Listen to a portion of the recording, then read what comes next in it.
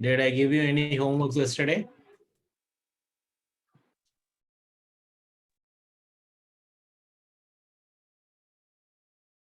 Tell me, Ma, did I give you any homeworks yesterday? Yes, sir. Sir, give to. Have you completed them? Yes, sir. Okay, now I'll show you the questions. Did everyone get the answer to that? Yes, sir. Okay, let's first discuss. Wait.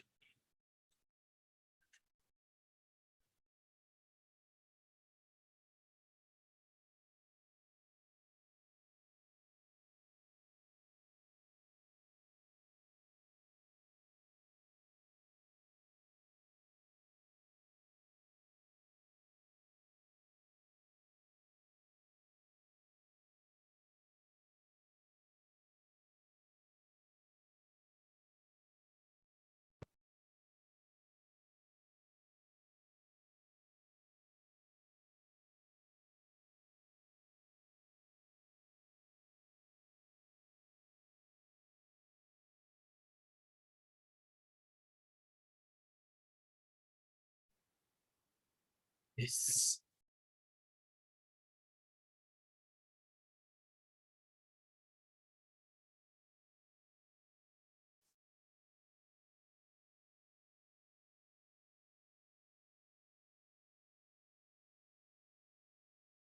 Okay, so what is the answer for the first question?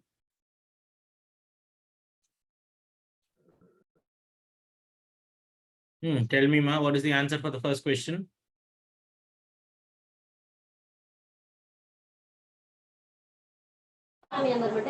Option A, sir. Sorry, option A is not the answer. option B. Yes, B. Option B is the answer for the first question. Did everyone get it?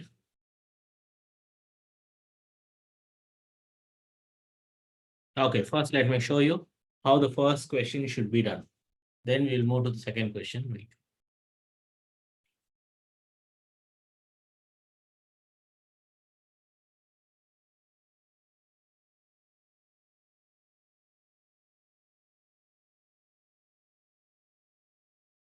So here they say that there are 2 point charges Q and 2Q. They are placed at a distance of d in air. If a third charge capital Q is kept on the line joining two charges such that the resulting force on Q and 2Q becomes 0. So now what I'm going to do is I'm not going to simply solve this question. Rather, I'm going to show you a method with which you can simply solve everything that you come across. Okay, any question that you come across in this fashion, you should be able to solve it. So now I'm going to show you the method for that. So for that, I'll say this charge is Q1, this charge is Q2. Both the charges are separated by a distance d. And they say that in between these two charges, I'm going to put another charge Q. I simply have no clue what that charge is. I'm simply going to put capital Q, a certain distance x from one charge, so that the resulting force on Q and 2Q becomes 0. Which means this point is called null point. Because if I put a charge in a particular place, because of that charge, the net force on the whole system goes 0. Because of that, the net force on the entire system will go 0. And that point in which I have put my capital Q is called null point. சரியா? இப்போ இந்த point வந்து இந்த சார்ஜ்ல இருந்து எவ்வளவு தூரம்ன்றதை கண்டுபிடிக்கிறது தான் இந்த கொஸ்டின்ல என்னோட எய்ம். ஸோ இப்போ நீங்க புரிஞ்சுக்க வேண்டிய ஒரே விஷயம் என்ன, இந்த கேபிட்டல் கியூன்ற சார்ஜை நான் இந்த பாயிண்ட்ல போட்டதுனால நெட் ஃபோர்ஸ் 0 ஆயிடுச்சு. எதுக்கு மேல நெட் ஃபோர்ஸ் கண்டுபிடிச்சாலும் அது 0வா தான் இருக்கும். அந்த மாதிரி ஒரு பாயிண்ட் இது. ஸோ இப்போ அவங்க சொன்னதை நான் அப்படியே கேட்க போறேன். இந்த இடத்துல நான் நெட் ஃபோர்ஸ் கண்டுபிடிப்பேன் and I'll put it to 0. Why? Because that is what they said. Right, start பண்ணலாமா? So இப்போ இது பாசிட்டிவ் சார்ஜ், இது பாசிட்டிவ் சார்ஜ், இது positive charge. So this positive charge gets repelled by your Q1. with a force pointing this way. Similarly, this capital Q will get repelled by a charge Q2 in this fashion.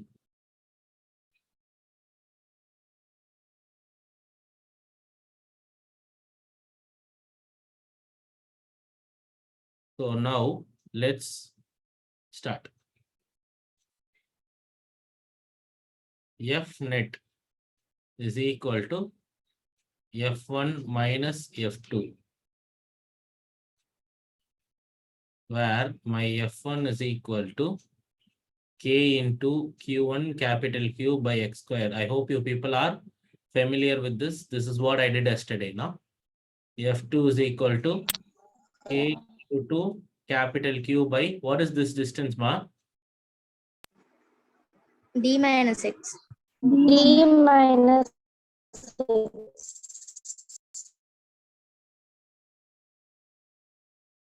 So, A Q1 Q by X squared minus Y minus Y minus. Result opposite side resultant force minus. ரெண்டு ஃபோர்ஸும் opposite சைடில் இருக்கிறதுனால resultant force will get subtracted. So I just put equated to 0. பாருங்க என்ன ஆக போகுதுன்னு. இதுக்கப்புறம் pure math. இதை இந்த பக்கம் கொண்டு போய் சிம்பிளிஃபை பண்ணி எக்ஸ் ஒரு சைடு இருக்கிற மாதிரி எழுதணும். அவ்வளோதான் விஷயம். இதை தவிர மற்ற எல்லாம் கேன்சல் ஆயிடும். சரியா? அப்புறம் இதை நான் ஃபர்தர் ரீஅரேஞ்ச் பண்ண போறேன். ஃபர்தர் ரீஅரேஞ்ச் பண்ணா என்ன ஆகும்?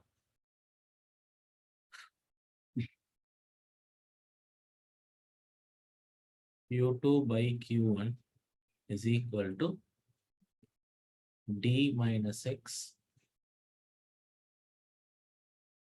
Take root on both the sides and simplify this.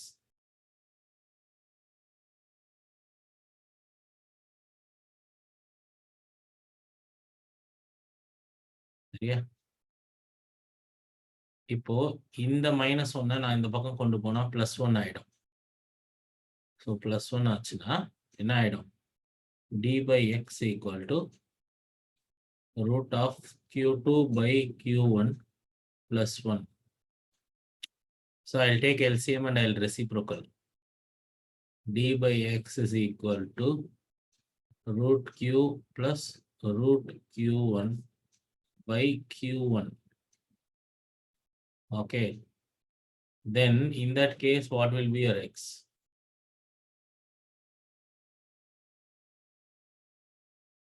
What will be your X here?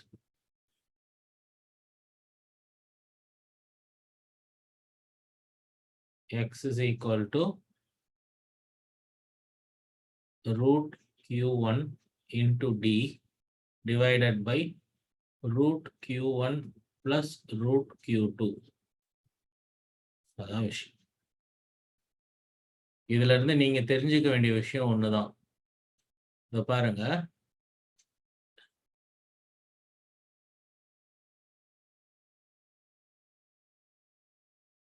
இப்போ நான் Q1ல இருந்து அந்த X எடுத்ததுனால எனக்கு Q1 நியூமரேட்டர்ல வந்திருக்கு.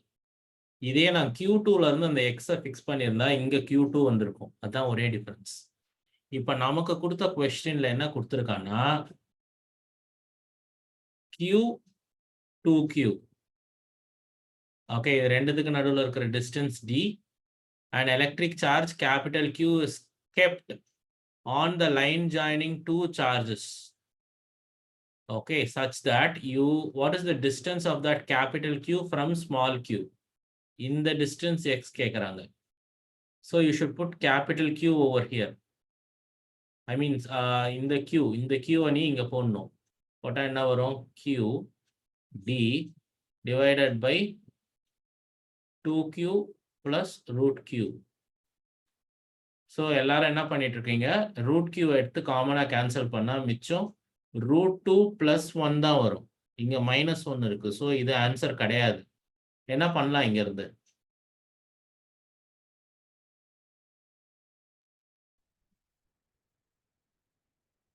So this is not the answer. You have to √2 - 1 by √2 - 1. Conjugate எடுக்கணும்.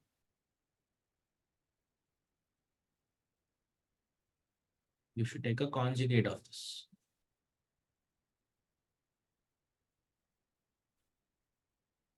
எடுத்தா என்ன வரும்?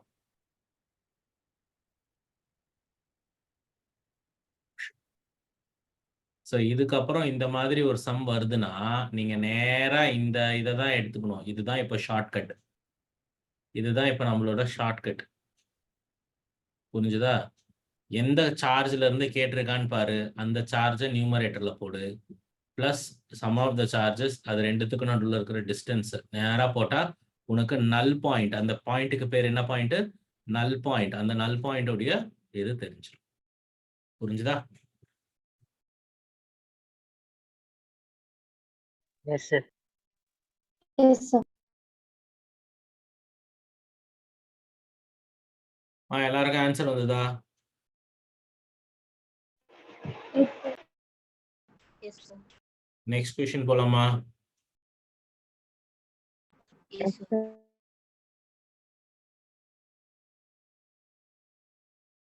இப்போ அடுத்த கொஸ்டின் பார்த்தீங்கன்னா,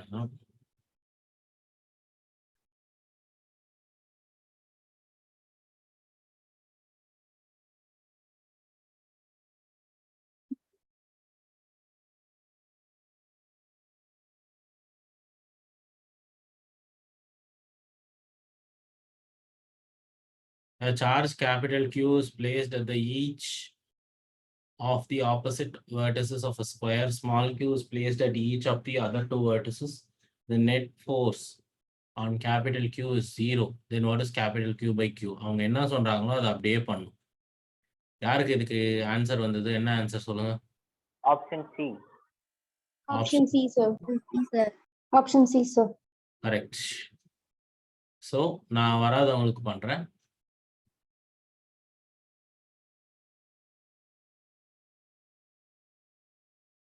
இப்படி வைக்கணும். ஓகே, ஸ்கொயர்ன்றதுனால same equal signs. You need to find the net force on this charge. You need to find the net force on this charge. அதான் சொல்லியிருக்கான். இதுக்கு மேல நெட் ஃபோர்ஸ் கண்டுபிடிச்சு அதை 0க்கு ஈக்குவேட் பண்ணு. ஈக்குவேட் பண்ணா உனக்கு Q by Q ரேஷியோ கிடைக்கும்னு சொல்லியிருக்கான். சரி, நான் ஏற்கனவே இந்த மாதிரி ஒரு சம் போட்டு காமிச்சேன். இந்த சார்ஜ் என்ன பண்ணும்? Repel. இந்த சார்ஜ் எப்படி ரிப்பல் பண்ணும்? இந்த சார்ஜ் இப்படி ரிப்பல் பண்ணும். ஸோ F1 F2 இது F3 3 ஃபோர்ஸ் எழுதணும்.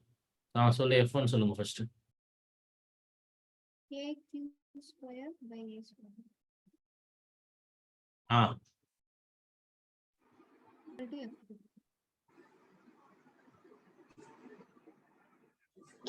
KQ root 2A square. Nice. அதுக்கப்புறம் இது ரெண்டுத்துக்கு ரிசல்டன்ட் எடுக்கணும்னு சொன்னோன்னா அந்த ரிசல்டன்ட் இதுக்கு மேல விழும். ஸோ F1 இதெல்லாம் நான் ஆல்ரெடி பண்ணிட்டேன், அதனால நான் ஸ்கிப் பண்ணிடுறேன். இதெல்லாம் உங்களுக்கு நான் ஏற்கனவே ஒரு சம்க்கு போட்டு காமிச்சேன்.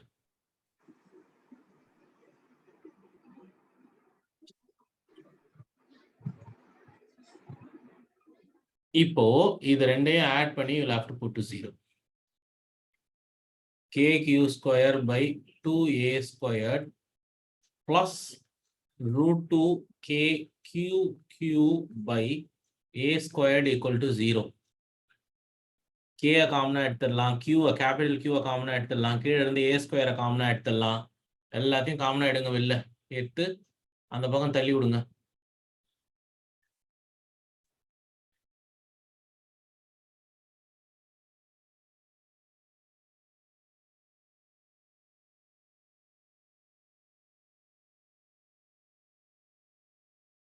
என்ன ஆகும்? மிச்சம் என்ன இருக்கும்? இங்க 1/2 பேலன்ஸ் இருக்கும், பிளஸ் இங்க வந்து ஒரு root 2 ஒரு பேலன்ஸ் இருக்கும். அஃப்கோர்ஸ் இங்க ஒரு Q பேலன்ஸ் இருக்கும். இங்க வந்து ஒரு ஸ்மால் Q பேலன்ஸ் இருக்கும்.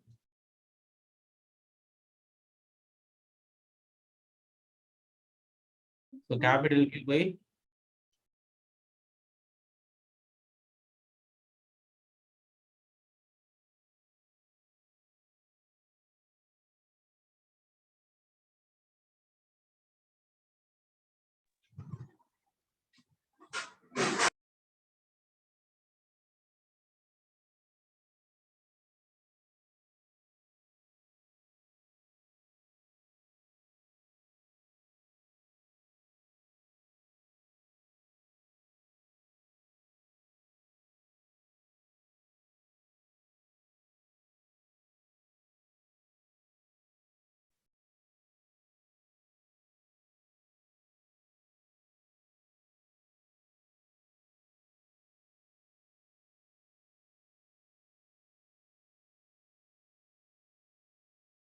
here. Yes, sir.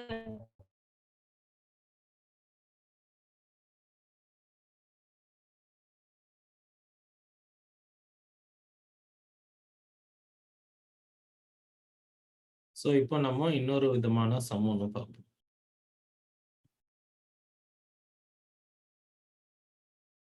See, ஒரு பெண்டுலம் இந்த இடத்துல இருந்து மவுண்ட் ஆயிருக்கு. இந்த காமன் பாயிண்ட்ல இருந்து நான் ஒண்ணு அல்ல 2 பெண்டுலமை தொங்க விட்டுருக்கேன். இப்படி இப்போ கொஞ்ச நேரத்துல நான் என்ன பண்ணிட்டேன், இந்த 2 பெண்டுலம் உடைய பாப்லயும் பாசிட்டிவ் சார்ஜஸ் வச்சிட்டேன். I placed positive charges on either of this bob. அப்ப இந்த 2 பாப் என்ன ஆகும்? Repulse. They get repelled like this. கரெக்டா? இப்போ இது ரெண்டுத்துக்கும் நடுவுல இருக்கிற டிஸ்டன்ஸை நான் எக்ஸ்ன்னு எடுத்துக்கிறேன். இந்த லென்த்தை எல்ன்னு எடுத்துக்கிறேன். Length of the pendulum is L. So இப்போ இதுல நிறைய விஷயங்கள் அவங்க நம்மகிட்ட கேட்கலாம் கண்டுபிடிக்க சொல்லி. They might ask you to find the angle theta, or they might ask you to find the force or tension, whatever. இப்போ பாரு, repulsive forceனால வந்தது இந்த டைரக்ஷன்ல இருக்கும். This will be the direction of repulsion. கரெக்டா? அது போக இந்த பாபுக்குன்னு ஒரு மாஸ் இருக்கும். That mass will exert a weight which is pointing down like this. அதனால இந்த ஸ்ட்ரிங்ல ஒரு டென்ஷன் கிரியேட் ஆகும். இப்படி எல்லாமே சரிதானே?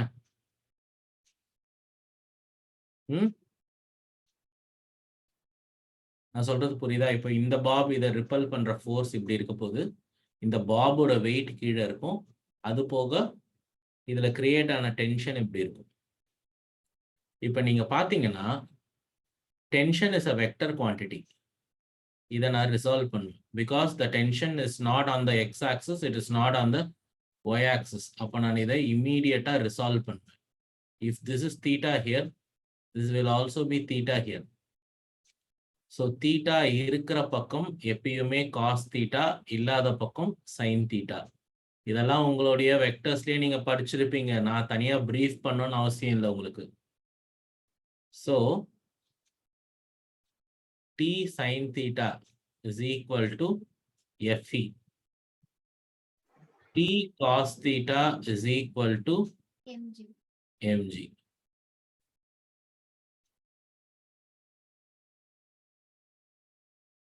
சிலர் என்ன பண்ணுவாங்க, ஆங்கிள் கேட்பாங்க. சிலர் டென்ஷன் என்னன்னு கேட்பாங்க.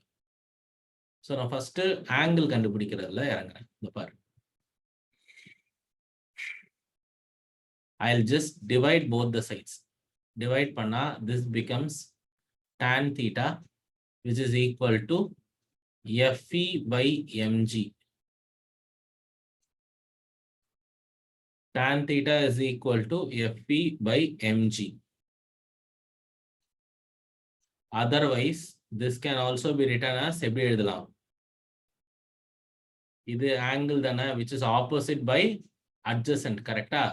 இப்போ இந்த ஆப்போசிட் சைடில் இது ஃபுல் டிஸ்டன்ஸ் எக்ஸ்னா இதோட ஆஃப் ஆஃப் த டிஸ்டன்ஸ் வந்து x by 2. So x by 2ன்னு எழுதிப்பேன். பை அப்ராக்சிமேட்டாக இதுவும் வந்து ஒரு லென்த் ஆஃப் த பெண்டுலம்க்கு தான் இருக்கும். So I will just take it as L. So it is x by 2l. இப்போ இதை ரெண்டையும் நான் கம்பேர் பண்ணலாம். வேணும்னா கம்பேர் பண்ணிக்கலாம், இல்லைன்னா விட்டுருலாம். இப்போ இது வரைக்கும் உங்களுக்கு புரியுதா? Yes, sir. சரி, இப்போ நான் tan theta can be equal to this or it can also be equal to this. அதனால I am going to compare these two quantities. Fe அப்படிங்கிறது இந்த ரெண்டு பாபுக்கு நடுவில் இருந்த ஃபோர்ஸ். ஸோ அதை நான் எப்படி எழுதுவேன்னா 1/4 pi epsilon naught into q squared, assuming that q is the charge kept on each bob, by x squared by mg equal to x by 2l. இப்போ what is the separation between them னு கேட்கலாம். எந்த அளவுக்கு விலகி போயிருக்கும் ரெண்டும், what is the separation between them னு கேட்டா நான் x கண்டுபிடிக்க வேண்டியது இருக்கும். So I'll rearrange for x. rearrange பண்ணுங்க பார்க்கலாம். x க்கு q squared by 4 pi epsilon naught mg into 2 times l equal to x cube. கரெக்டா?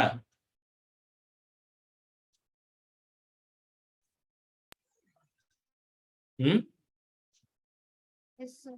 Yes, sir. So x is equal to q square l divided by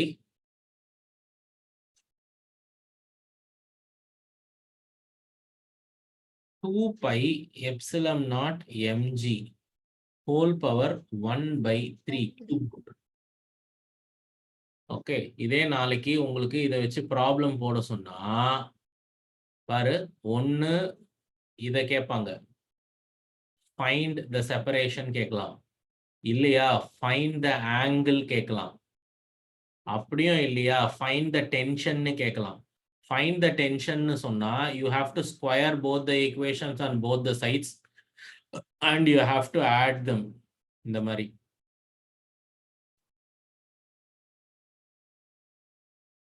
so அவங்க என்ன எப்போ எப்படி கேட்குறாங்கன்றத பொறுத்தது.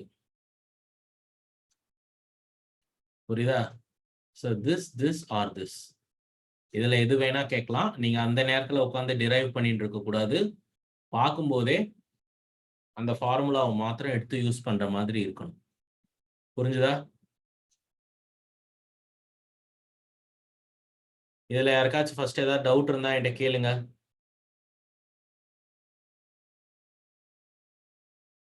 ம்,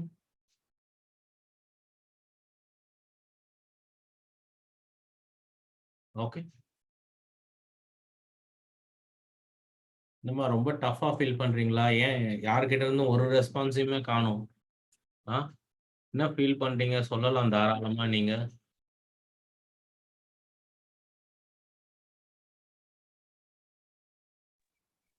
Sir, இந்த டயஃபிராம்க்கு எந்த மாதிரி கொஸ்டின்ஸ் ஃப்ரேம் பண்ணுவாங்க sir?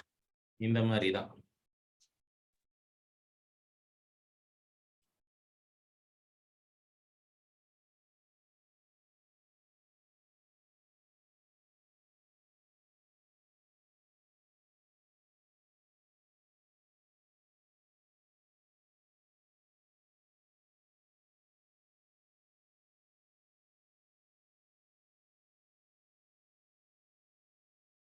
Okay, sir.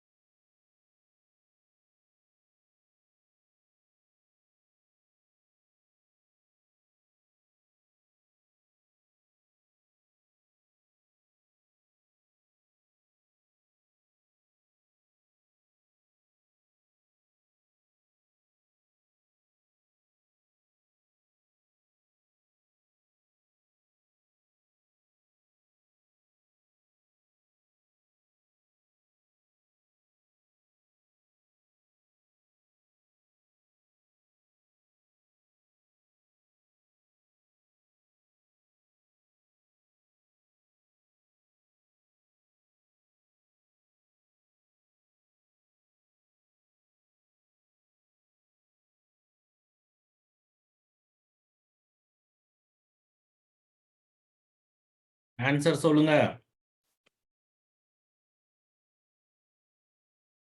1 minute, sir. புத்திசாலித்தனமா யோசிச்சு போடுங்க. இந்த பார், இங்க நிறைய கொடுத்துருக்கான், யோசிச்சு போடு.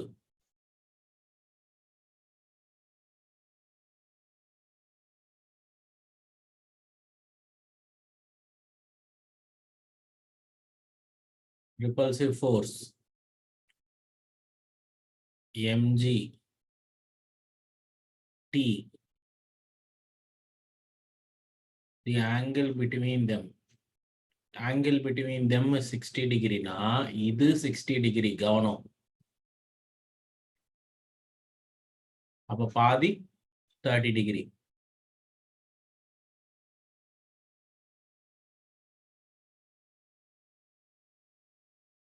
இந்த x எனக்கு கொடுக்கல. இப்ப நான் என்ன பண்ணுவேன்னா, கவனமா பாருங்க, ஒரு ஈக்குவேஷன் ஃப்ரேம் பண்ணுவேன். என்ன ஈக்குவேஷன் ஃப்ரேம் பண்ணுவேன்னா, இது t cos theta ஆகிடும், இது t sin theta ஆகிடும்.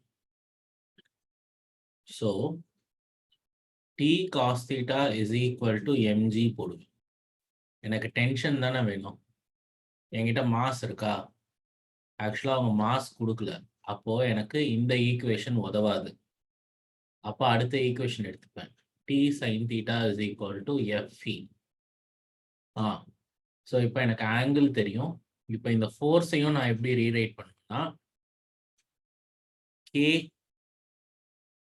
q1 q2 என்ன, q1 q2 என்ன, 10 into 10 microcoulombs by இது ரெண்டுத்துக்கும் நடுவில் இருக்கிற distance 1 metre. So I am well aware of it. அப்போ நேராக நான் இதை எடுத்துப்பேன், என் வேலை சுலபமாக முடிஞ்சிடும். So t is equal to k into 100 into 10 power minus 12 divided by 1 squared.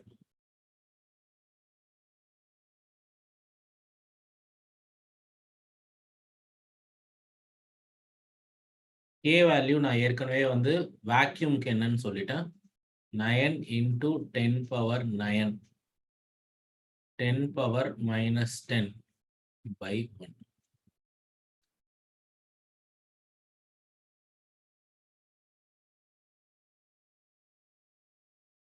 இங்க இன்னொரு முக்கியமான டேர்ம் ஒன்று விட்டுட்டேன். என்ன term? sin theta. Which is 1/2. 1/2. Answer சொல்லுங்க.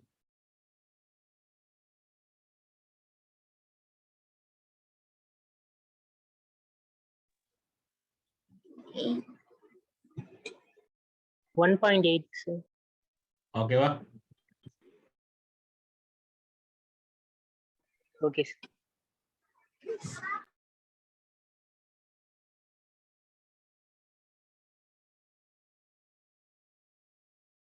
Option A 18. 18 இல்லம்மா, 1.8.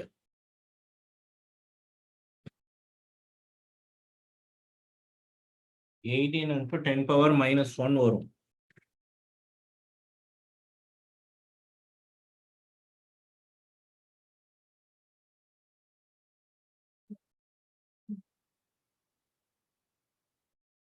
எல்லாருக்குமே ஆன்சர் கிடைச்சிச்சா? Yes, sir. Yes, sir. So இந்த மாதிரி தான் அந்த சம்ஸ் வரும்.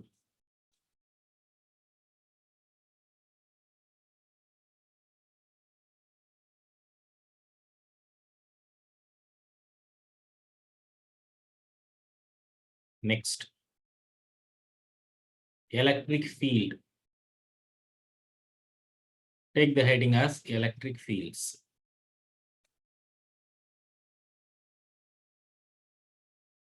So electric field na enna?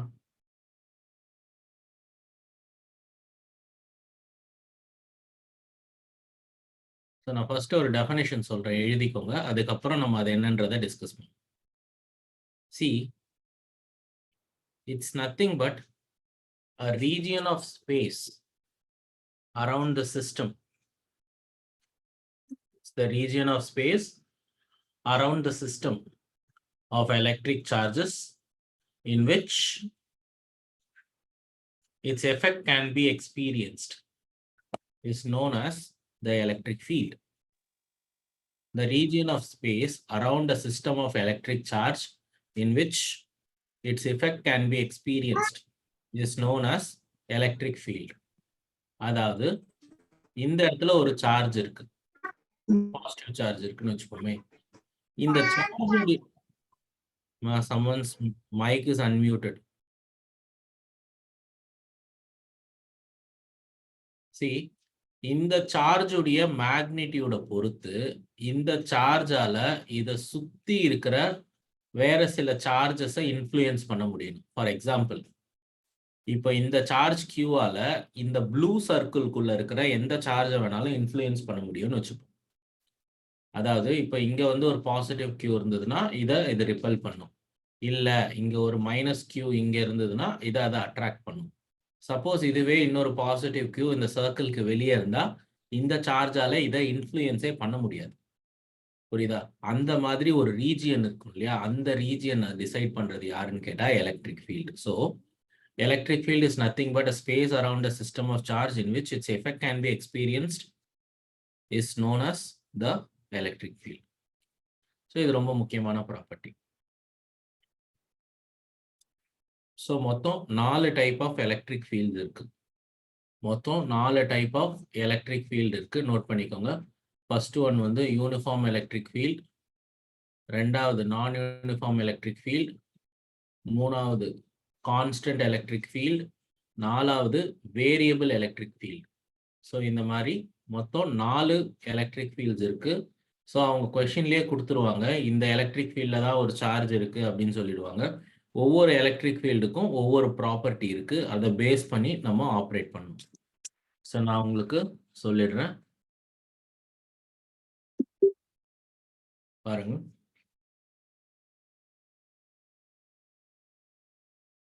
இதுதான் அந்த 4 type. First one uniform electric field. எப்போ ஒரு எலக்ட்ரிக் ஃபீல்டை யூனிஃபார்ம்னு சொல்லலாம்? At every point. ஸோ இப்போ ஒரு பாயிண்ட் சார்ஜ் இருக்குன்னா இந்த பாயிண்ட் சார்ஜ்னு ஆக்சுவலாக நான் பாயிண்ட் சார்ஜ்னு எடுத்துருக்க கூடாது, ஏன்னா ஒரு point charge produce uniform electric ஃபீல்டே ப்ரொடியூஸ் பண்ணது. ஓகே, இப்போ ஒரு ரீஜியன் இருக்கு, ஒரு பாக்ஸு. இப்போ இந்த பாக்ஸ்குள்ள நான் ஒரு பாயிண்ட் சார்ஜை எந்த இடத்துல வச்சாலும் அந்த பாயிண்ட் சார்ஜ் ஒரே மாதிரி ஃபோர்ஸை எக்ஸ்பீரியன்ஸ் பண்ணுச்சுன்னா இந்த பாக்ஸ்குள்ள யூனிஃபார்ம் எலக்ட்ரிக் ஃபீல்டு இருக்கிறதா அர்த்தம். புரியுதா? கண்டிப்பா ஒரு பாயிண்ட் சார்ஜால யூனிஃபார்ம் எலக்ட்ரிக் ஃபீல்டை ப்ரொடியூஸ் பண்ணவே முடியாது. நீங்க அதை கூடிய சீக்கிரம் புரிஞ்சுப்பீங்க ஏன்னு சொல்லி. அதை தான் இங்க டிஃபைன் பண்ணியிருக்காங்க. If the electric field at every point of which a unit positive test charge experiences the same electric force, then it is known to be an uniform electric field. அதுக்கு அடுத்த லைன் தான் ரொம்ப important. In uniform electric field, the lines of forces will be parallel and equidistant. The lines of forces will be parallel and equidistant. இன்னும் நான் lines of ஃபோர்ஸ்னா என்னன்னு சொல்லி தரல, இதை மைண்ட்ல வச்சுக்கோ. இது ரொம்ப முக்கியமான ஒரு ப்ராப்பர்ட்டி. இதே நான் யூனிஃபார்ம் எலக்ட்ரிக் ஃபீல்ட்னா இதுக்கு நேர் opposite. The point charges will experience different forces in a different places in the field.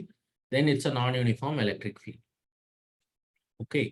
அடுத்த third type வந்து variable electric field. Variable electric fieldனா your electric field changes with a particular time. It's a function of time. அதாவது ஸ்டார்டிங்ல ஒரு field strength இருந்ததுன்னா இன்னும் கொஞ்ச நேரத்தில் அதோட ஃபீல்ட் ஸ்ட்ரென்த் ஜாஸ்தியாக இருக்கலாம், இல்லை கம்மியாக இருக்கலாம். திரும்ப இன்னும் கொஞ்ச நேரத்தில் அதோட ஃபீல்ட் ஸ்ட்ரென்த் ஜாஸ்தியோ இல்லை கம்மியாக இருக்கலாம். ஸோ அந்த மாதிரி ஒரு எலக்ட்ரிக் ஃபீல்டுடைய ஸ்ட்ரென்த் டைமை பொறுத்து மாறிட்டே இருந்ததுன்னா அது வேரியபிள் எலக்ட்ரிக் ஃபீல்டு. ஓகேவா? நெக்ஸ்ட் கான்ஸ்டன்ட் எலக்ட்ரிக் ஃபீல்ட்னா electric field which does not depend on time. டைமை பொறுத்து மாறவே மாறாது, ஒரு குறிப்பிட்ட குவான்டிட்டி எப்பவுமே ஒரே மாதிரியே இருந்துச்சுன்னா அது கான்ஸ்டன்ட். ஸோ இந்த மாதிரியான டேர்ம்ஸை உன்னோட கொஷின்ஸ்ல அவன் யூஸ் பண்ணுவாங்க. ஓகே, ஸோ நோட் பண்ணி வச்சுக்கோ. நெக்ஸ்ட்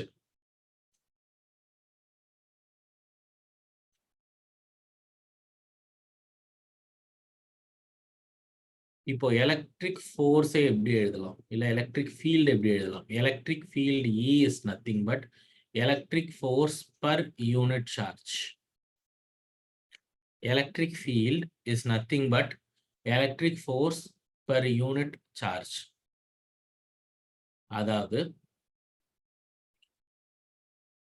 இந்த இடத்துல 2 சார்ஜ் இருக்குன்னு வச்சுப்போமே. இங்க ஒரு சார்ஜ் கேபிட்டல் Q இருக்கு, இந்த இடத்துல ஒரு சார்ஜ் ஸ்மால் q இருக்கு.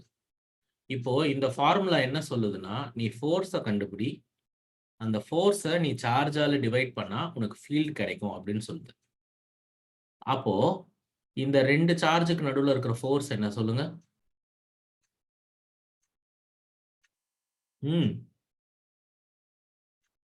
KQ. Q by Q. R. R square. சரி, ஓகே. இப்போ இந்த ஃபார்முலா படி நீங்க அந்த ஃபோர்ஸை ஒரு சார்ஜால டிவைட் பண்ணா ஃபீல்டு கிடைக்கும். ஸோ எந்த சார்ஜால டிவைட் பண்ணணும்?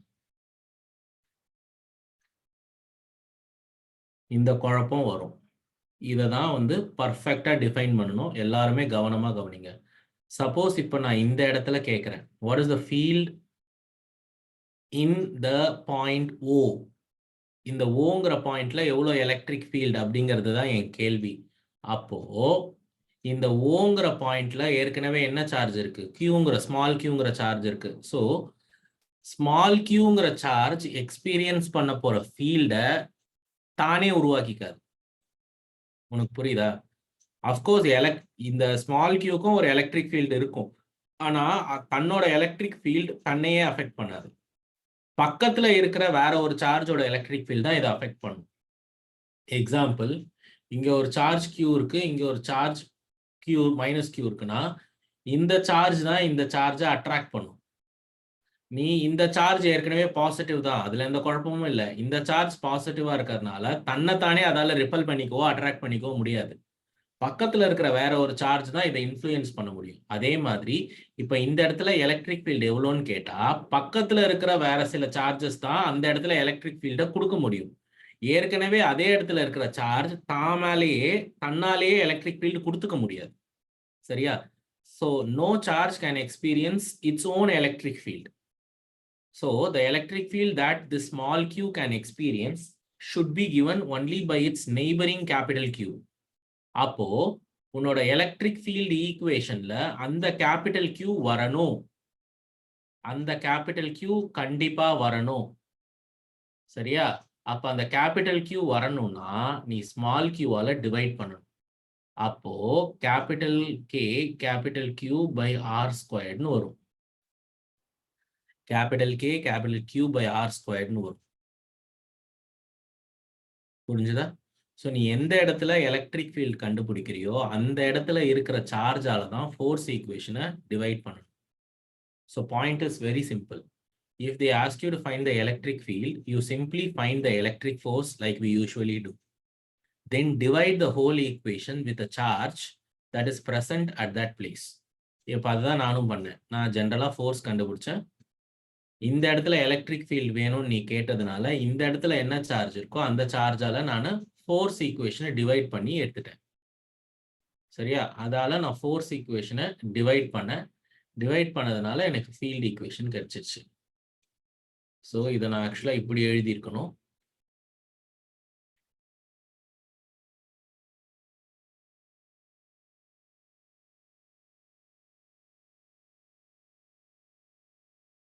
F by Q is what your E is. E is equal to KQ by R squared.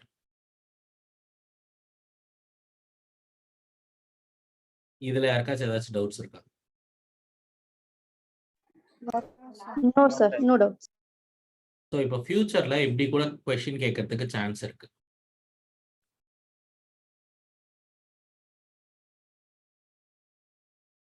What is the electric field at point O?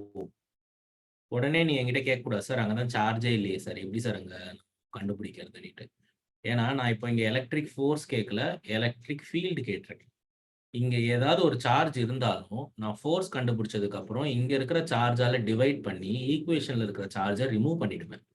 So அப்போ இங்க சார்ஜே இல்லைன்னா எனக்கு சுத்தமா பிரச்சனையே கிடையாது. நான் என்ன பண்ணிடுவேன், சிம்பிளா KQ by R square எழுதிடுவேன். நான் அங்க இருக்கிற எதையுமே இன்க்ளூட் பண்ண மாட்டேன். I will never include anything.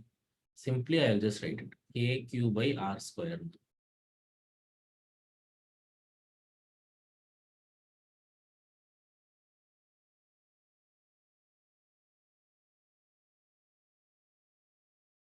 So இங்க நான் சார்ஜ் இருந்திருந்தாலும் I would have divided with the help of the charge. So இப்போ நான் எதை பத்தியும் கவலைப்பட மாட்டேன். இங்க விழ போற ஃபீல்ட கொடுக்க போற சார்ஜ் இந்த capital Q. So E is equal to capital Q times K by R square. So this is important.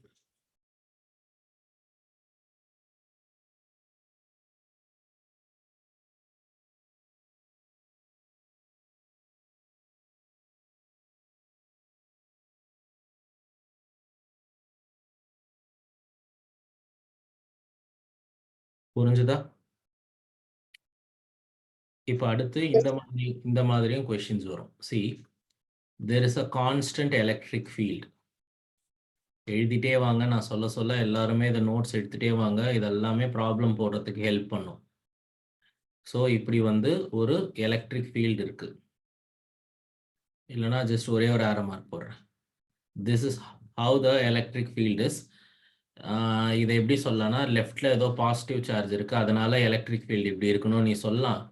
இல்லை இங்கே நெகட்டிவ் சார்ஜ் இருக்கு, அதனால உன்னோட எலக்ட்ரிக் ஃபீல்டு அதை பார்த்த மாதிரி இருக்கணும்னு நீ சொல்லலாம். What ever.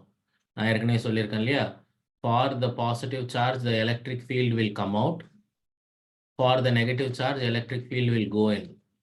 அதை பேஸ் பண்ணி நான் சொன்னேன்.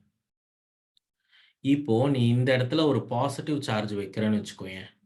You put a positive charge in the presence of an electric field, your positive charge will experience a force in the direction of your electric field. Similarly, if you put a negative charge in the electric field, that negative charge will experience a force in the direction opposite to the electric field. இது ரொம்ப முக்கியமான property, மைண்ட்ல வச்சுக்கோங்க. நான் ஒரு positive சார்ஜை electric ஃபீல்டில் வச்சேன்னா, the positive charge will always experience a force in the direction of the electric field. Negative சார்ஜை வச்சேன்னா, negative charge will experience a force opposite to the direction of the electric field. These are all mandatory. இது மேண்டேட்டரியா obey ஆக வேண்டிய property. So நான் இப்போ equation எப்படி எழுதுவேன்னா, இப்படி தான் எழுதுவேன். let this charge has a mass m. So this will now experience a force mass times acceleration. In the force க்கு யார் காரணம்னா electric force. Electric force can be written as Q times E. கரெக்டா? Electric force can be written as Q times E. எங்க இருந்து? இங்க இருந்து. Okay, so இதை கேர்ஃபுல்லா வச்சுங்க.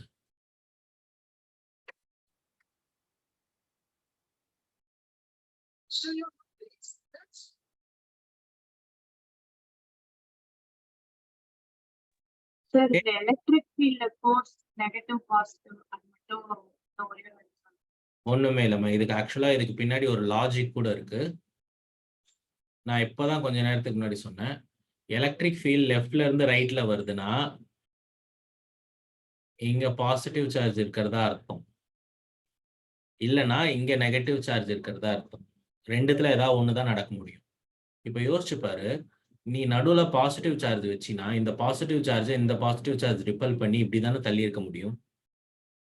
அதனாலதான் நான் சொல்றேன், ஒரு எலக்ட்ரிக் ஃபீல்ட்ல ஒரு பாசிட்டிவ் சார்ஜ் வச்சா அந்த எலக்ட்ரிக் ஃபீல்டுடைய டைரக்ஷன்லயே அந்த பாசிட்டிவ் சார்ஜ் ஃபோர்ஸ் எக்ஸ்பீரியன்ஸ் பண்ணணும். இதே மாதிரி இப்போ நீங்க நெகட்டிவ் சார்ஜ் வச்சிருந்தா இந்த நெகட்டிவ் சார்ஜை இந்த பாசிட்டிவ் சார்ஜ் ஒன்று லெஃப்ட்ல இப்படி அட்ராக்ட் பண்ணிருக்கலாம், இல்லை இந்த நெகட்டிவ் சார்ஜை லெஃப்ட்ல ரிப்பல் பண்ணிருக்கலாம். ஸோ இதை பேஸ் பண்ணி தான் நான் என்ன சொல்றேன், when you put a negative charge in the presence of an electric field, it will experience a force opposite to the electric field. Okay? Okay, sir. Good.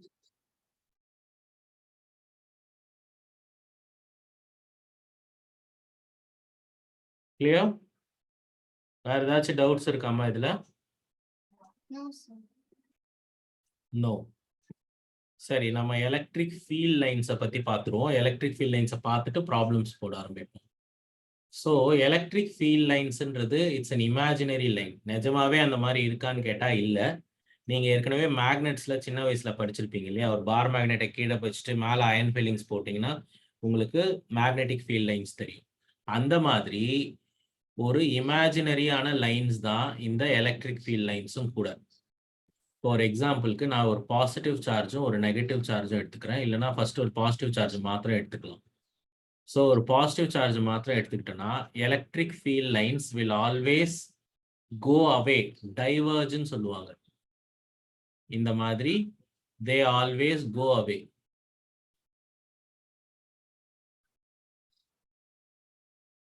So they always go away in this fashion. ஒரு positive சார்ஜ்ல இருந்து your electric field lines will always diverge.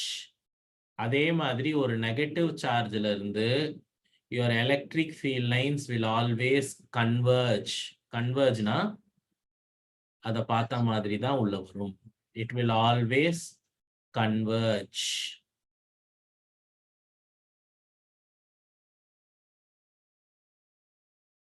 புரிஞ்சுதா? இது ரொம்ப முக்கியமான property. நீ கேட்கலாம், what is an electric field line? See, electric field line is actually an imaginary line which represents the direction of your electric field at a point. Note பண்ணிக்கணும். Electric field lines are imaginary lines which will help you to represent the direction of the net electric field at that point.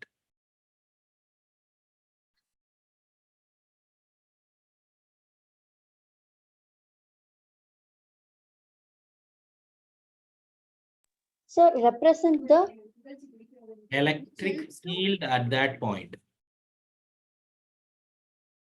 புரியுதா? So இதுக்குன்னு சில properties இருக்கு.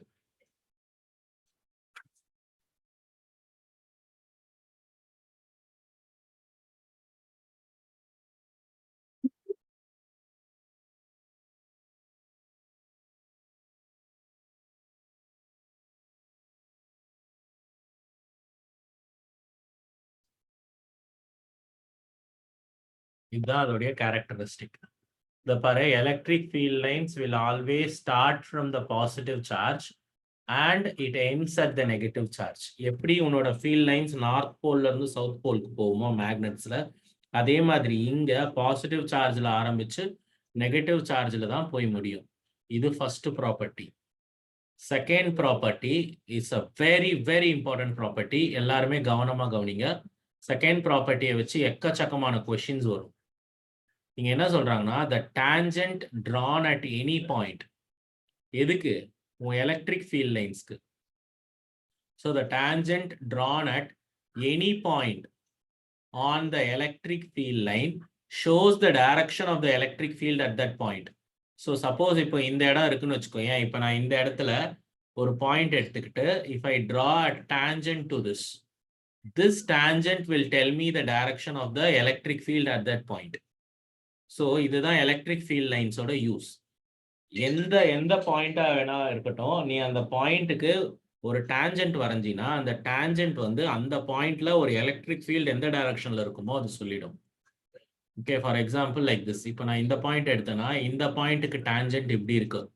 So this will be the direction of the electric field at that point. Okay, இது ரொம்ப முக்கியமான point. இது 2 mark கொஸ்டினா கூட உங்களுடைய ஸ்கூல்ஸ்ல கேட்க வாய்ப்பு இருக்கு. This brings me to the third important point. இங்க பாருங்க, your field lines will never cross each other. Crossனா இப்படி கிராஸ் ஆகாது. இப்படி ஒரு எலக்ட்ரிக் ஃபீல்ட் லைன் போயிட்டு இருக்கும், இன்னொன்னு இப்படி இதை கிராஸ் பண்ண வாய்ப்பே கிடையாது. ஏன் தெரியுமா? இப்போ நான் இந்த பாயிண்ட்ல டான்ஜென்ட் கண்டுபிடிச்சா I will get 2 tangents. ஒரு டான்ஜென்ட் இப்படியும் இன்னொரு டான்ஜென்ட் இப்படியும் இருக்கும். So at a particular point it is never possible to have 2 different electric field direction. ஓகேவா? ஒரு குறிப்பிட்ட இடத்துல உன்னோட எலக்ட்ரிக் ஃபீல்டுக்கு 2 டிஃபரெண்ட் டைரக்ஷன்ஸ் இருக்க வாய்ப்பே கிடையாது. So this proves the fact that your electric field lines can never intersect each other. It can never intersect each other. So இது வந்து ஒரு முக்கியமான property. Next, 4th point. Electric field lines of a stationary electric charge distribution do not form a loop. Stationary electric charge na positive charge and negative charge. இதுதான் stationary charge. இப்போ இந்த positive சார்ஜ்ல இருந்து lines வந்து இத பாரு இப்படி வெர்டிகலா தான் போகும். இது லூப்பா ஃபார்ம் ஆக வாய்ப்பே கிடையாது. It cannot form a curve. ஒரு ஸ்டேஷனரி சார்ஜ், ஸ்டேஷனரி சார்ஜ்னா ஒரு பாயிண்ட் சார்ஜ், ஒரு பாயிண்ட் சார்ஜ் உடைய எலக்ட்ரிக் ஃபீல்ட் லைன்ஸ் கண்டிப்பா லூப் ஃபார்ம் பண்ணவே முடியாது. ஓகே, நெக்ஸ்ட் இது இன்னொரு முக்கியமான பாயிண்ட். இந்த பாயிண்ட்டை தான் நான் கொஞ்ச நேரத்துக்கு முன்னாடி பாயிண்ட் அவுட் பண்ணேன். கவனமா கவனி. The separation of the neighboring field lines. Separation of the neighboring field lines in a region at an electric field indicates the strength of the electric field. அதாவது ஒரு லைனுக்கும் இன்னொரு லைனுக்கும் எவ்வளவு கேப் இருக்கோ அந்த கேப்பை வச்சு நம்ம ஃபீல்டு, எலக்ட்ரிக் ஃபீல்டு அங்க எவ்வளவு ஸ்ட்ராங்கா இருக்குன்னு சொல்லிடலாம். புரிஞ்சுதா? ஒரு ஃபீல்ட் லைனுக்கும் இன்னொரு ஃபீல்ட் லைனுக்கும் எவ்வளவு கேப் இருக்கோ அதை வச்சே நம்ம அங்க எலக்ட்ரிக் ஃபீல்டு எவ்வளவு ஸ்ட்ராங்கா இருக்குன்றது சொல்லிடலாம். ஸோ இப்போ நான் உனக்கு ஒரு கிளாசிக்கான எக்ஸாம்பிள் காட்டுறேன் பாரு. எல்லாருமே கவனிங்க. இதை கவனிச்சிங்கன்னா தான் புரியும். இதெல்லாம் உன் டெக்ஸ்ட் புக்ல இருக்கும், ஆனா இது அவங்க என்ன சொல்ல வராங்கன்றது சரியா புரியாது. இப்ப இதே சார்ஜ் எடுத்துக்கலாமே. இப்போ ஒரு பாயிண்ட் சார்ஜ் இங்க இருக்கு, பாசிட்டிவ். இப்ப இதுல இருந்து எலக்ட்ரிக் ஃபீல்ட் லைன்ஸ் எப்படி வரும்? எல்லாமே சூரியன் மாதிரி இப்போ ஒரே இடத்துல இருந்து இப்படி வெளில வரும்.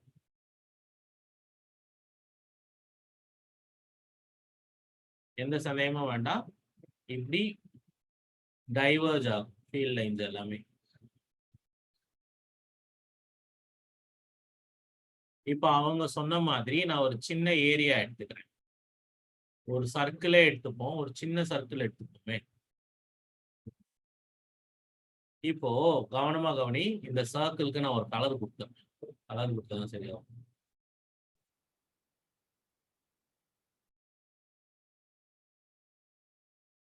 ரெட் கலர் எடுத்து. இப்ப இந்த ரெட் கலர் சர்க்கிளை நான் எடுத்துன்னு போய் இங்க வைக்கிறேன், இல்ல இந்த இடத்துல வைக்கிறேன். இப்ப இந்த சர்க்கிள் வழியா எத்தனை ஃபீல்ட் லைன்ஸ் போகுது? 2. இப்போ 1. இதுக்கு என்ன அர்த்தம் தெரியுமா? Your electric field is stronger close to the charge and it is weaker when you go away from the charge. Approve பண்ணியாச்சா? சார் இதை எப்படி சார் நான் ஒத்துக்கிறதுன்னு நீ கேட்கலாம். பாரு, electric field is nothing but K times capital Q by R square. கரெக்டா? If your R is smaller, இந்த சார்ஜ்ல இருந்து நான் கம்மியான R எடுத்தா அந்த இடத்துல உன் எலக்ட்ரிக் ஃபீல்ட் ஜாஸ்தி இருக்கும். பெரிய ஆர் எடுத்தனா அங்க உன்னோட எலக்ட்ரிக் ஃபீல்ட் கம்மியா இருக்கும். ஸோ அது திரும்பவும் இதே ஃபேக்டை வச்சு வெரிஃபை பண்ண முடியும். ஸோ எவ்வளோக்கு எவ்வளோ உன்னோட எலக்ட்ரிக் ஃபீல்ட் லைன்ஸ் கிட்டக்க இருக்கோ அந்த இடத்துல உன்னோட எலக்ட்ரிக் ஃபீல்டுடைய ஸ்ட்ரென்த் ஜாஸ்தியா இருக்கும். சப்போஸ் ஒரு இடத்துல எலக்ட்ரிக் ஃபீல்ட் லைன்ஸ் விலகி இருக்குன்னு வச்சுக்கோங்க, அங்க உன் எலக்ட்ரிக் ஃபீல்டோட ஸ்ட்ரென்த் கம்மியா இருக்குன்னு அர்த்தம். Okay, that's a very very important point. So எல்லாரும் இதை நோட் பண்ணிக்கோங்க. நான் இங்க காமிச்சிருக்கிற எல்லாத்தையுமே நோட் பண்ணிக்கோங்க.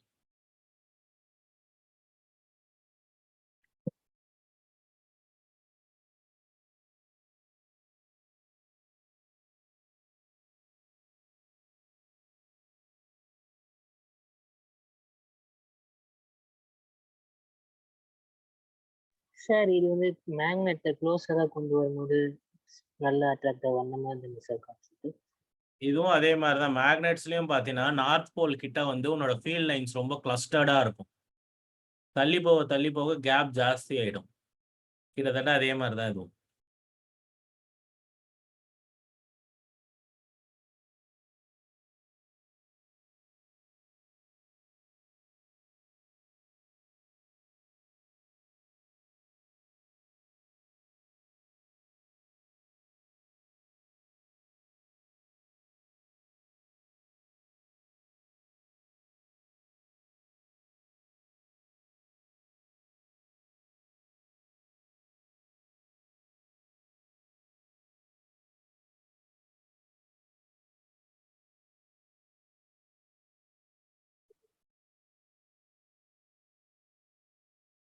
ஓகே.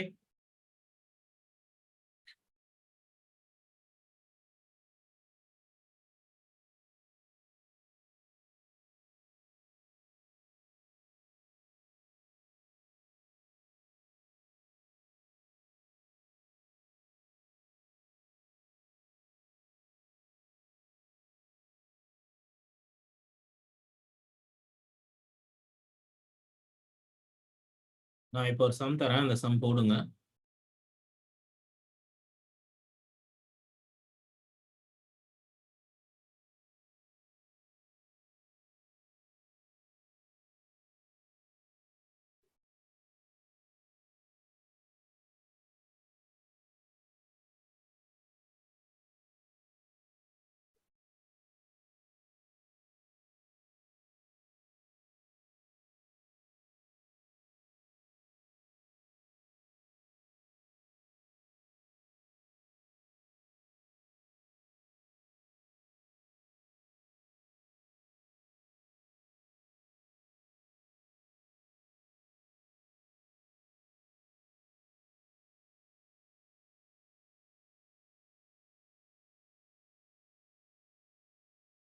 ஃபர்ஸ்ட் நீங்க ட்ரை பண்ணுங்க, அப்புறம் நான் போட்டு காட்டுறேன்.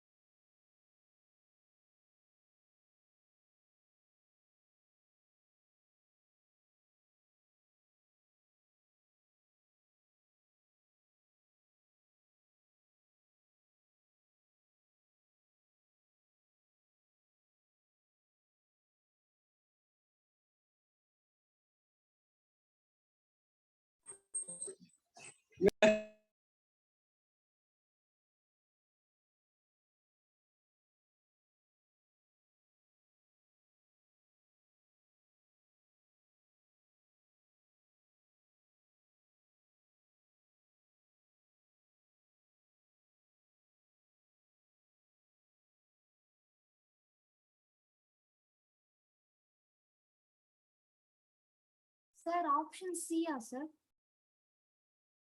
ஆப்ஷன் சி வருதா? கரெக்ட். Sir? கரெக்ட்மா, ஆப்ஷன் சி.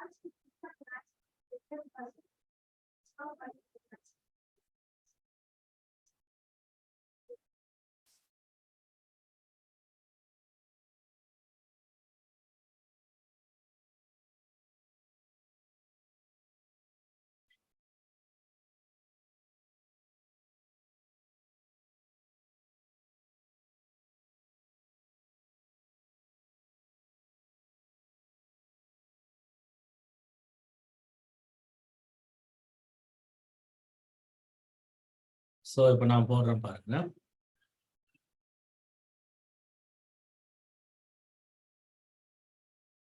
ஸோ ஒரு ட்ரையாங்கிள் எடுத்துக்கிட்டேன், and it's an equilateral triangle.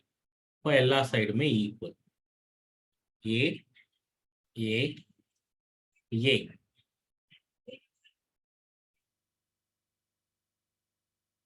So இப்போ இந்த பாயிண்ட் வந்து 10⁻⁻8 எடுத்துக்கலாம்.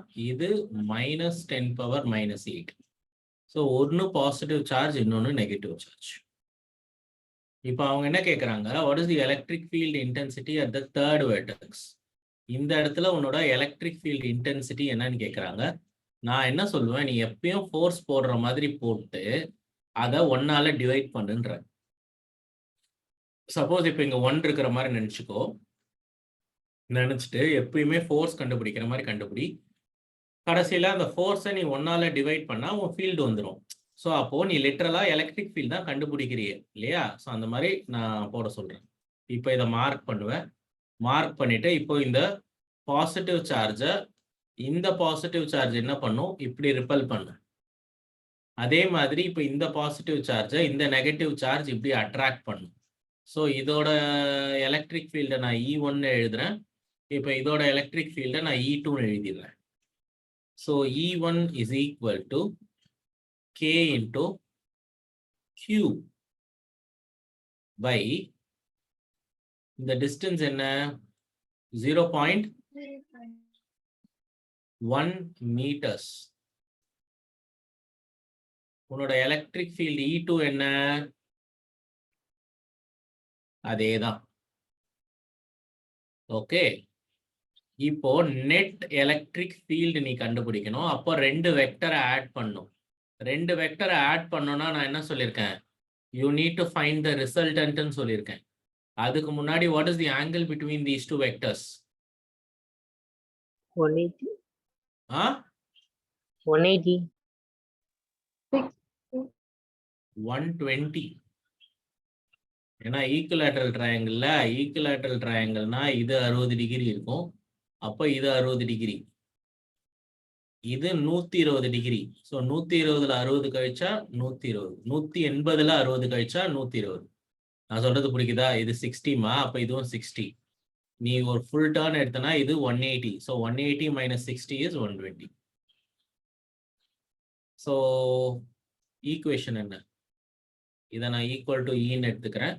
Resulting electric field is root of E squared plus E squared plus 2E squared cos 120 என்ன வரும்,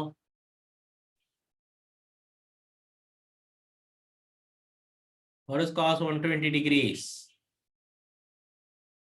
minus 1/2 ஞாபகம் வச்சுங்க. உள்ள போடுங்க.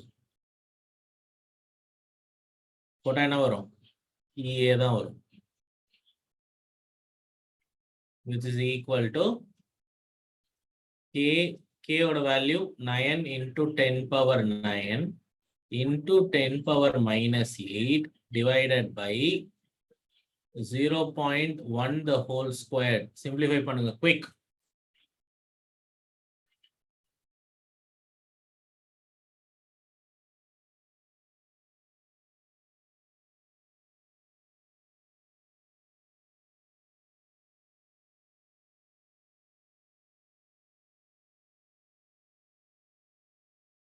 புரியுதா?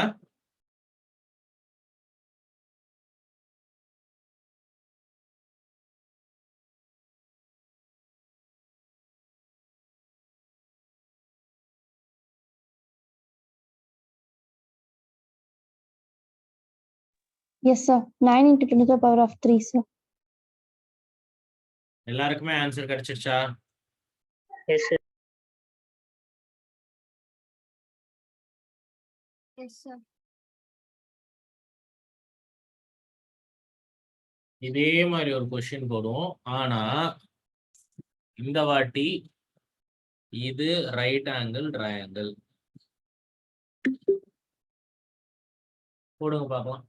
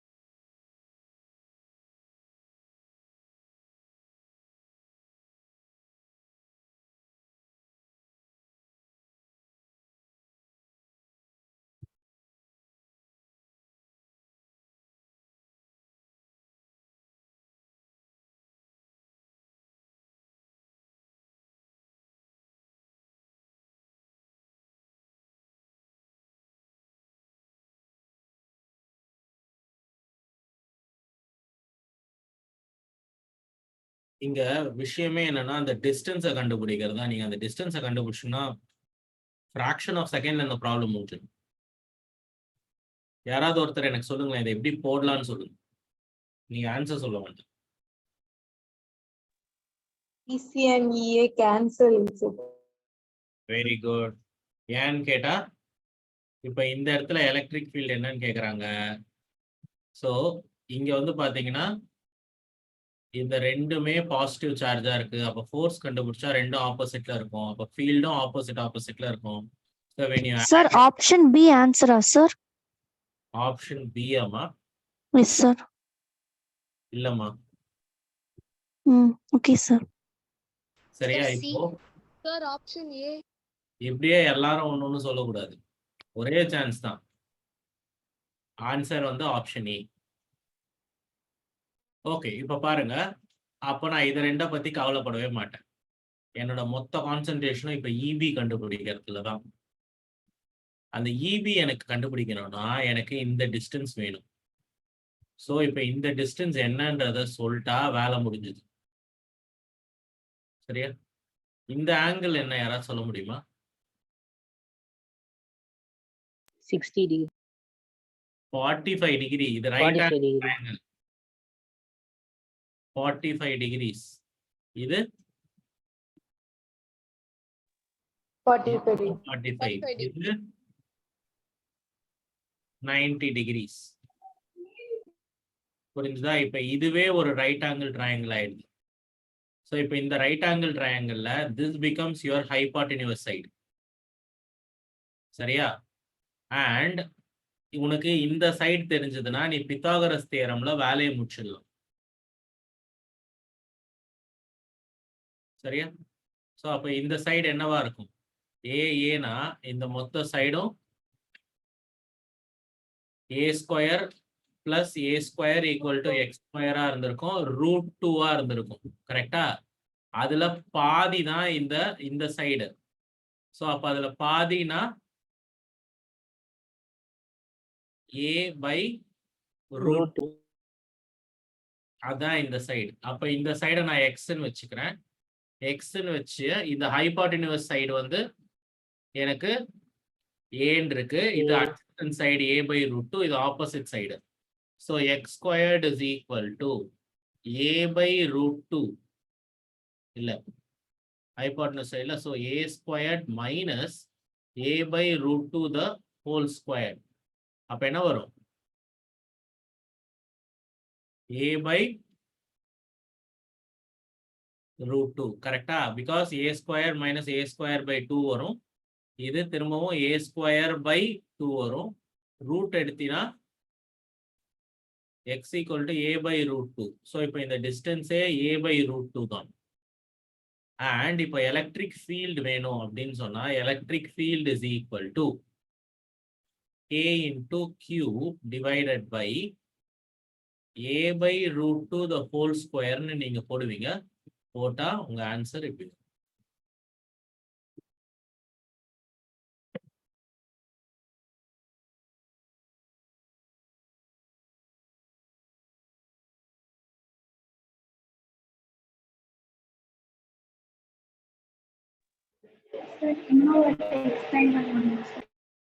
எஸ்.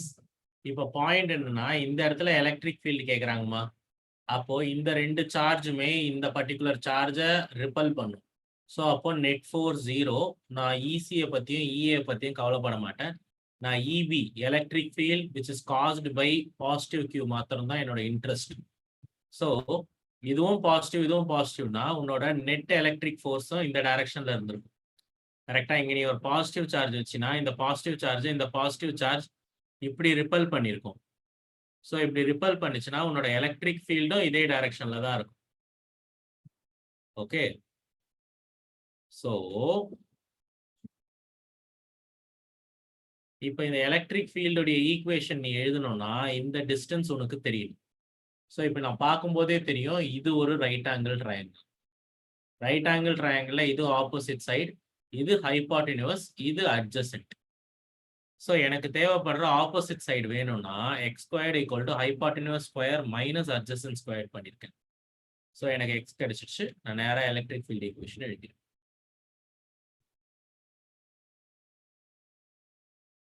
ஓகே. Okay sir.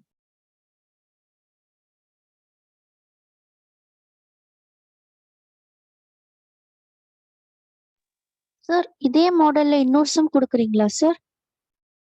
நான் தேடணுமா? தேடி தான் கொடுக்கணும். இப்போதைக்கு வேற சம் போடுங்க, நான் அதுக்குள்ள தேடுறேன். ஓகேங்க சார்.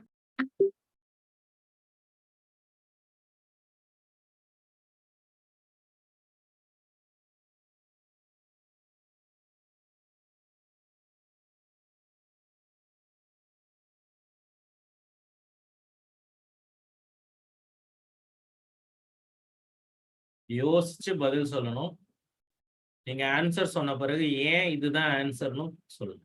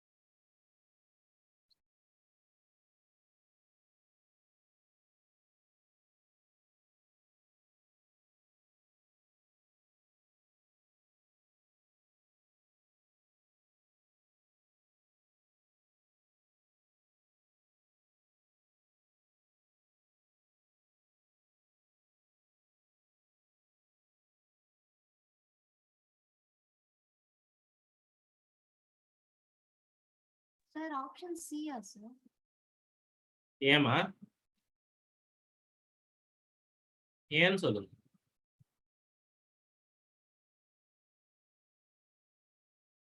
சி, இது வந்து ஒரு மெட்டல் ஸ்பியர். மெட்டல்னா கண்டக்டர். கண்டக்டர்னா அதுக்கு மேல எக்கச்சக்கமான சார்ஜஸ் இருக்கும்னு அர்த்தம். ஸோ அதுக்கு மேல எக்கச்சக்கமான சார்ஜஸ் இருந்தா நீங்க பாசிட்டிவ் பிளேட் வைக்கும் பொழுது அந்த ஸ்பியர்ல இருக்கிற மொத்த நெகட்டிவ் சார்ஜஸும் இந்த இடத்துல வந்து அசம்பிள் ஆயிடும். அந்த ஸ்பியர்ல இருக்கிற மொத்த பாசிட்டிவ் சார்ஜும் இந்த இடத்துல வந்து அசம்பிள் ஆயிடும். ஸோ அப்படி அசம்பிள் ஆச்சுன்னா இந்த உள்ளுக்குள்ள இருக்கிற ஒரு சார்ஜே ஒரு எலக்ட்ரிக் ஃபீல்டை இப்படி கிரியேட் பண்ணி வெளில இருந்து வர்ற எலக்ட்ரிக் ஃபீல்டை கேன்சல் பண்ணிடும்.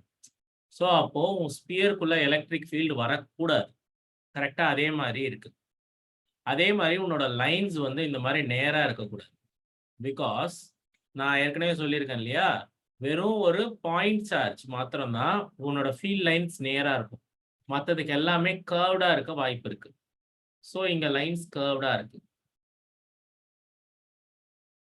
ஸோ அது கர்வா இருக்கிறதுக்கு இன்னொரு காரணம் என்னன்னா, இந்த இடத்துலயே ஒரு பாயிண்ட் சோர்ஸ் இருக்கிற மாதிரி உன்னோட நெகட்டிவ் சார்ஜ் ஜாஸ்தியா இந்த இடத்துல அசம்பிள் ஆயிருக்கு. So it will be like a curved one. அதே மாதிரி இந்த இடத்துலயும் பாசிட்டிவ் சார்ஜஸ் ஜாஸ்தி அசம்பிள் ஆயிருக்கு. ஸோ இங்க பஞ்ச் ஆஃப் பாசிட்டிவ் சார்ஜஸ் இருக்கு. ஸோ க்ரௌடடா இருக்கு. ஸோ அதனால இங்கேயும் உன்னோட எலக்ட்ரிக் ஃபீல்ட் லைன்ஸ் பெண்ட் ஆகும். ஓகே.